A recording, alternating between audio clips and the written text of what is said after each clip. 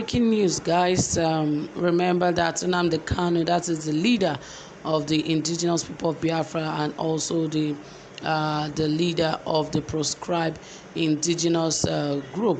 That is the proscribed indigenous people of Biafra. That is IPOB. And, he has been away from Nigeria for over 2 or 3 years now after his arrest back then. And he has been operating out of Nigeria for some time now, that even the UK government actually does not even recognize him as a Nigerian anymore. They recognize him as a Biafran.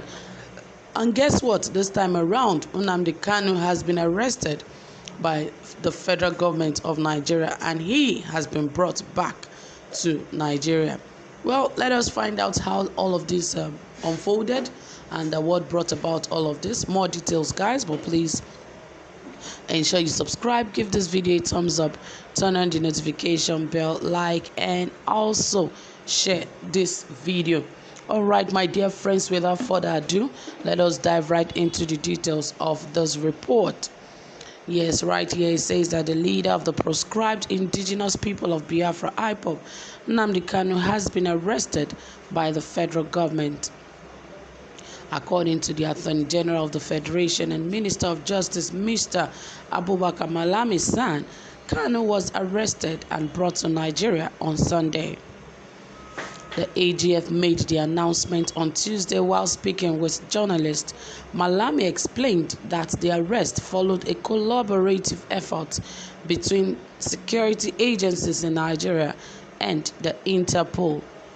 The AGF also said that Kanu would be taken before the Federal High Court in Abuja for continuation of his trial on charges bordering on terrorism, treasonable felony, unlawful possession of firearms, and management of an unlawful society.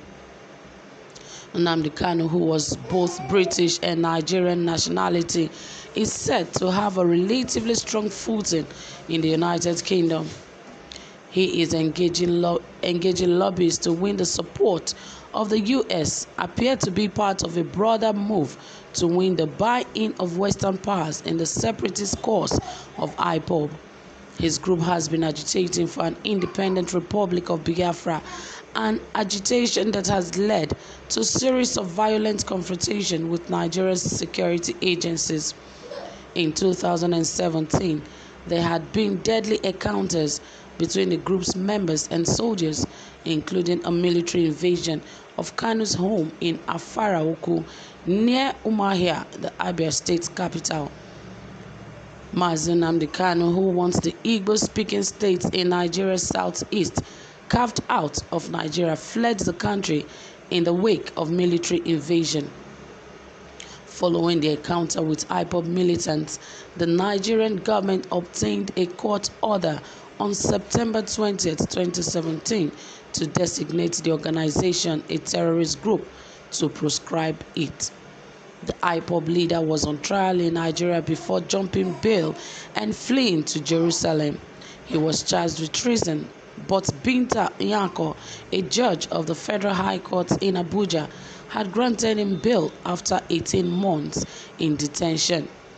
Kanu had flouted all terms of the bail before the military invaded his Abia residence on September 14, 2017. He fled afterwards and resurfaced in Jerusalem on Friday.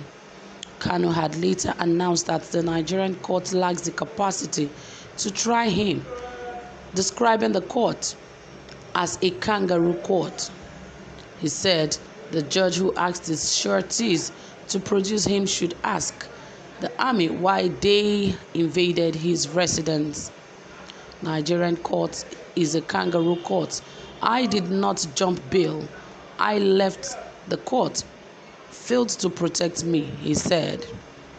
Kanu arrest is coming days after 100 million naira bounty has just been placed on the head of the leader of the proscribed indigenous people of Biafra, Nnamdi Kanu. The bounty was placed by an assembly of 75 northern groups under the auspices of the Northern Consensus Movement According to the groups, it is ready to pay a reward of 100 million naira to persons who can produce the leader of IPOB alive. A report by Vanguard stated that the northern groups are hoping to deliver Kanu for the continuation of his prosecution for alleged treason. The bounty was announced at a press briefing in Abuja on Thursday evening. The group noted that IPOB leader as well as IPOB security outfits known as Eastern Security Network are behind recent numerous attacks on northern communities in the southeast.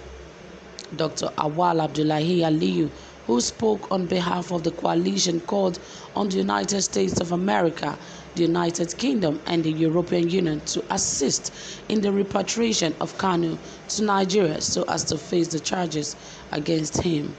He said the Northern Consensus Movement, an amalgamation of more than 75 civil society groups of the northern extractions, had taken it upon themselves as active citizens of this country, Nigeria, to state in unequivocal terms that we are declaring Nnamdi Kanu wanted for crimes against humanity and for instigating the killings of innocent Northerners in the southeast via his hate speech.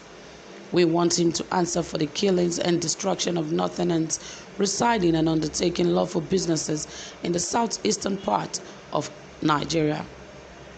So we are placing a bounty of 100 million naira as an offer to anyone who can produce him alive, hale and hearty, and uninjured to us for onward delivery to the security agencies for the continuation of his prosecution.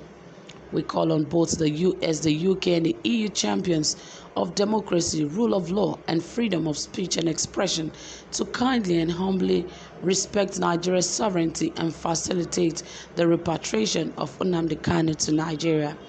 This is so he can face his treason and possibly fresh terrorism and genocide charges against innocent citizens of Nigeria.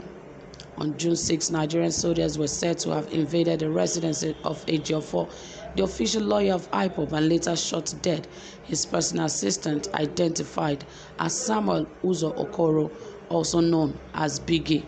Ejiofor, who narrated the incident in a release on his Facebook page, wrote, "Very unfortunate, the well-planned, premeditated attack on my ancestral home resulted in the brutal murder of my long-standing personal aide, Samuel Okoro, aka Gentle Biggie, who was shot and consequently injected with lethal substance before being set ablaze in my car, which the demons in uniform made away with on this Black Sunday." Well, my dear people, that is it. Whatever the Nigerian army wants to use Nnamdi Kanu for, well, I really cannot tell. But of course, right now we can see that he has been caught by the Nigerian army and security. So, my dear people, that is it. Thank you so much for listening. Please drop your comment, give this video a thumbs up, and also thank you for staying tuned. Do have a pleasant time. Bye for now.